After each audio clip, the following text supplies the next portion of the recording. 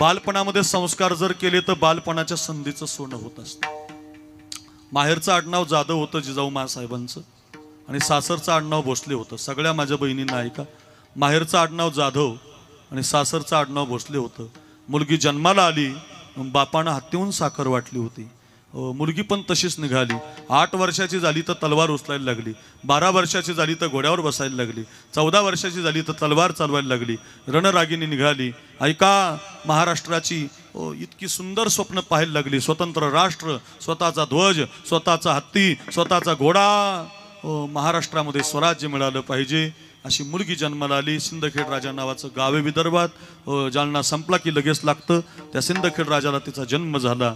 ऐका, आणि तिचं लग्न आपल्या वेरूळच्या भोसलेंच्या शहाजी राजाबरोबर झालं. थाटात लग्न झालं. लग्न झाल्यावर 1 वर्षानं मराठ्यामध्ये युद्ध लागलं. आपापसात युद्ध करू नका. कीर्तनकारासहित सगळ्यांची विनंती आहे, आपापसातलं भांडण चांगलं नाही. माळी, कुणबी, धनगर, मराठा, ब्राह्मण, मातंग, मुस्लिम सगळा समाज एका मंदिरात असला पाहिजे. एका मंडपात सगळे लोक बसले पाहिजे. विनंती असेल, हे संप्रदायानं टिकवलेलं आहे. इथं जातीचा विचार केला जात नाही, पातीचा विचार केला जात नाही. इथं ज्ञानोबारायांना जेवढा मान आहे तेवढाच चोखोबारायांना मान आहे.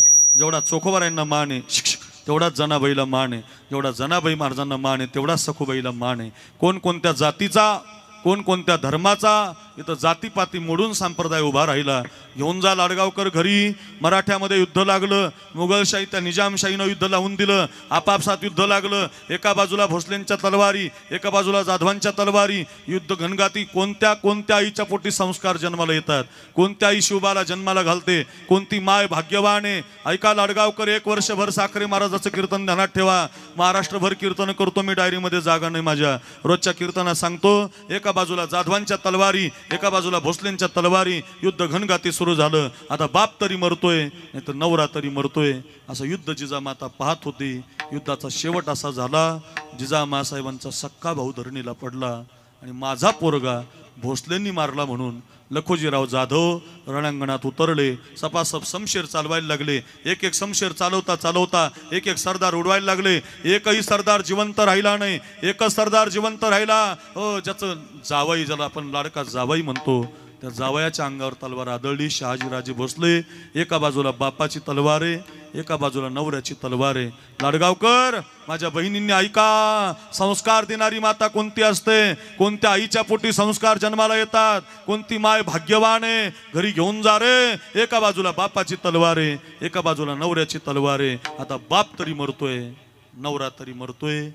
ती जिजामाता युद्ध पाहत होती. खासदार साहेब, आपल्या म्यानातली तलवार काढली तिनं. ऐका बरं बहिणींनो, आपल्या म्यानातली तलवार काढली आणि आपल्या बापाला आडवी लावली. खबरदार बाबा, अगोदर माझ्याशी युद्ध करा, अगोदर मला मारा, अगोदर माझा निपात करा आणि मग माझ्या कुंकवाची वाट धरा. अशा वाघिणीच्या पोटी वाघ जन्माला आला, ध्यानात ठेवा. कुणाच्याही पोटी नाही महाराज, काय आई आहे महाराज.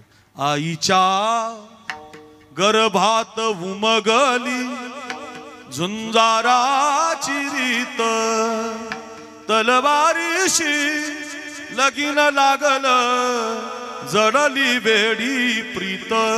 लाख संकटे झेलून घेईल अशी पहाडी छाती, शुरानी सरदार आम्हाला काय कुणाची भीती. नुसतं ऐकू नका, शिकण्यासाठी आहे. बालपणामध्ये संस्कार द्या. 8 वर्षाचे होते शिवाजी महाराज. शिवनेरी गडावर खेळत होते. कुणीतरी भिक्षुक लोक आली होते. अय बालराजा, भूक लागली रे पोटामध्ये, खायला काही मिळेल का? धावतच गेले. मासाहेब, कुणीतरी भिक्षुक लोक आपल्या दारात आलीत. खायला भाकरी मागतात.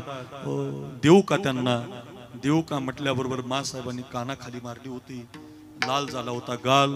रडत होते शिवाजी महाराज, का मारला आई मला? मी तर चांगलं विचारलं ना तुला, भाकरी देऊ का? देऊ का कस काय विचारलं म्हणून मारलं बघ राजा. इथून पुढे कधी देऊ का म्हणून विचारायचं नाही. आपल्या पोटात भाकरी नसली तरी चालेल, पण गरीबाच्या पोटात गेलीच पाहिजे. काय आई आहे महाराज. अशा आईनं संस्कार दिले म्हणून शिवाजी महाराज घडले. बालपणामध्ये संस्कार द्या. मोबाईल पासून पोरांना थोडं बाजूला ठेवा. प्रत्येक आईला, प्रत्येक बापाला विनंती आहे. सध्याचा काळ फार विचित्र आला. 3रीच्या पोराच्या हातात मोबाईल देऊ नका. 4थीच्या लेकराच्या हातात मोबाईल देऊ नका. 5वी, 6वी, 7वी, 8वी, 9वी पर्यंत नाही. 10वीच्या पुढं द्या, काय हरकत नाही. पण 10वीच्या मुलीला द्या. 10वीच्या पोराला द्या, तुम्ही त्याच्या आतमध्ये द्याल तर मग तो रम्मी खेळेल. कारण आता मोबाईलवरच आलं जंगली रम्मी खेळू ना महाराज, सर्कल पे आव ना महाराज, सर्कल पे महाराज आव ना महाराज. जाहिराती खूप वाढल्यात, आपली पोरं खेळतात. खासदार साहेब, आमच्या गेवराई तालुक्यात एक तलवाडा नावाचं गाव, त्या तलवाड्याला 2 महिन्यापूर्वी एक पोरगा रम्मी खेळला, 15 लाख रुपये गेले बघा. 15 लाख. बापानं उसाचे पैसे सांभाळून ठेवले होते, मुलीच्या लग्नात आत्महत्या केली त्या बापानं. मला सांगायचं काय, आपल्या बापाची, आपल्या आईची, आपल्या बायकोची मान खाली जाईल असा डाव पोरांना खेळू नका. मोबाईल त्याच्यासाठीच आलाय, तुमचे पैसे घेण्यासाठीच आलाय. सावधान, पाहू नका असं माझं मत नाही. मला पण मोबाईल आहे, पण त्याचा उपयोग करा. तुमचं गुगल पहा, यूट्यूब पहा, तुम्हाला ज्याची गरज आहे ते पहा. पण तुम्हाला व्यसन लागेल, इंस्टा स्टोरी, फेसबुक, त्याच्यात जाताल तुम्ही, तुमचे डोळे खराब होतील. विनंती असेल, आपल्या मुलांना संस्कार द्या. बालपणामध्ये संस्कार दिले पाहिजे. बालपण संस्कारानं शोभून दिसत असतं. चला, खूप उदाहरणं सांगता येतील. एक मदालसा नावाची माता झाली या देशात, 4 लेकरं जन्माला आली, पाळण्यामध्ये टाकली आणि झोके देताना आपल्या लेकराला ती म्हणायला लागली, हा देह नाशिवंत, मलमूत्राचा बाधा, हा देह नाशिवंत, वरे चर्म घातले रे, कुर्मी कीटकांचा सांदा, वरे चर्म घातले रे, रव रव दुर्गंधी रे, अमंगळ तिचा बांधा, स्मरे त्या हरिहरा, शरण जाई गोविंदा, पर्यंत मदालसा, सोहम जो जोर बाळा, पर्यंत मदालसा. एक आई आहे, पाळण्यामध्ये लेकराला म्हणते, जा राजा जा, साधूच्या संगतीत जा, अरण्यात जा, संन्याशी बन, उठी पुत्रा जाई बाळा, तीर्थे रे हिंड जा रे, साधूसाठी बन. काय आई आहे महाराज, पाळण्यामध्ये लेकराला संस्कार देते. बालपणामध्ये संस्कार द्या. चला, तरुणपणामध्ये त्याग करा. त्याग हा म्हातारपणात नसतो. 85 वर्षाच्या म्हाताऱ्यानं वारी करायची नसते, 90 वर्षाच्या म्हाताऱ्यानं षष्टीला जायचं नसतं. मग तरणा भाग्यवंत नटे हरे कीर्तनात. तरुणपणामध्ये त्याग असला पाहिजे. बघा, सगळ्यांनी छावा पाहिला असेल, अंगाची कातडी काढली तरी मी हिंदू धर्म सोडणार नाही, अंगाला मीठ लावलं तरी मी हिंदू धर्म सोडणार नाही, डोळ्यानं ज्या स्वराज्य पाहिलं त्या डोळ्यामध्ये सळ्या घातल्या तरी मी धर्म सोडणार नाही. जगदंब जगदंब जगदंब आबासाहेब शिवाजी महाराज की जय, जय भवानी, जय शिवाजी, एवढंच मुखातून निघत होतं. आता एक 9 महिन्यापूर्वी खासदार साहेब त्या तुळापूरला ते साखळदंड सापडले, त्या वढूला, त्या बहादूरगडामध्ये जे राजांना ठेवलं होतं ना, तिथं ते साखळदंड सापडले. पेपरला बातमी आली होती. तर 10 माणसाला ते साखळदंड हलत नाही. 10 माणसं उचलायचं लांबच राहिलं, हलत नाहीत. हलत जिशेपीनं उचलावे लागतात. असे साखळदंड राजाच्या हाताला बांधले होते. कल्पना करा, अंगाची कातडी काढली तरी जगदंबच म्हणत होते, डोळ्यामध्ये सळ्या गेल्या तरी जगदंबच म्हणत होते. ऐका रे, जगदंब जगदंब म्हणणारी जीभ कापून टाकली हो, तरी सुद्धा आतमधून हृदयातून जगदंबच म्हणत होते. प्राण दिला रे प्राण, 41 दिवस यातना सोसल्या, पण हिंदू धर्म सोडला नाही. आजचा समाज त्यांना मुजरा करतो, संभाजी महाराज की जय म्हणतो, डोळ्यामध्ये अश्रू आणतो. का? तरुणपणामध्ये त्याग केला. बघा, छत्रपती शिवरायांचा त्याग तरुणपणातला आहे, भगतसिंहाचा त्याग तरुणपणातला आहे, चंद्रशेखर आझादाचा त्याग तरुणपणातला आहे, माऊलीची ज्ञानेश्वरी तरुणपणातली आहे, तुकोबारायांचा गाथा तरुणपणातला आहे, नाथ महाराजांचं भागवत तरुणपणातलं आहे. तरणा भाग्यवंत नटे, म्हणून तरुणपणामध्ये त्याग केला पाहिजे. रामप्रभूचा त्याग तरुणपणातला आहे, भरताचा त्याग तरुणपणातला आहे. किती कथा सांगू महाराज, मला एवढंच सांगायचंय, तरुणपणामध्ये त्याग करा, बालपणामध्ये संस्कार करा. नाहीच काही जमलं तर म्हातारपणामध्ये भजन तरी करा. भज गोविंदम भज गोविंदम भज गोविंदम मूढमते. भजन केलं पाहिजे, नका करू नाश. हा, आयुष्याचा नका करू नाश, नका करू नाश,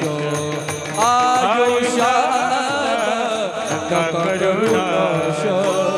आता तरी पुढे हाची उपदेश उपदेश आता तरी पुढे हाची उपदेश आता तरी पुढे हाची उपदेश आता तरी पुढे हाची उपदेश नका करू नाश आयुष्याचा नका करू नाश आयुष्याचा नका करू नाश आयुष्याचा सकाळच्या पाया माझे दंडवत सकाळच्या पाया माझे दंडवत सकाळच्या पाया माझे दंडवत सकाळच्या पाया माझे दंडवत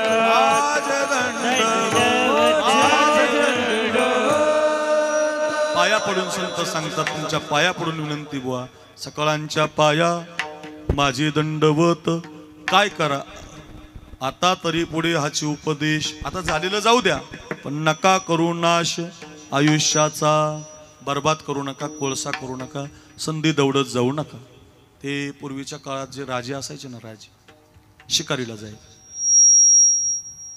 ते नियमच होता शिकारीला जायची राजे एक राजा शिकारीला गेला होता माझ्याकडे बघा आणि तो राजा शिकारीला गेला दादा पाटील आतकरे महाराज आणि शिकारीला गेला आणि त्यानं बाण लावलं त्या राजाचं सगळं लक्ष बाणाकडे लागलं होतं क्षत्रिय धर्म निभवायचा होता राजा क्षत्रिय होता सगळं लक्ष बाणाकडे लागलं लाडगावकर माझ्याकडे बघा लक्ष असू द्या कथा शिकून जा आणि ते बाणाकडे लक्ष होतं व्याध कधी येईल मी कधी बाण सोडेल माझा क्षत्रिय धर्म मला निभवायचा बाणाकडे लक्ष देऊन बसला होता पण नेमकं झालं असं त्या राजाचा एक पाय एका विषारी नागाच्या शेपटीवर पडला होता नागानं फणा काढ नागाला काय करायचं राजन गरीब त्याला काही घेणं नसतं साप चावणार नाग चावणार अशा परिस्थितीमध्ये नागानं फणा काढला आणि राजा मात्र त्याच्या धंगामध्ये त्या निशाण्याकडे पाहत होता तेवढ्यात एक आपल्या तालुक्यातला लोहार गेलता लाकडं तोडायला त्याचं लक्ष गेलं बुवा आपल्या राज्यातला राजा शिकार करतोय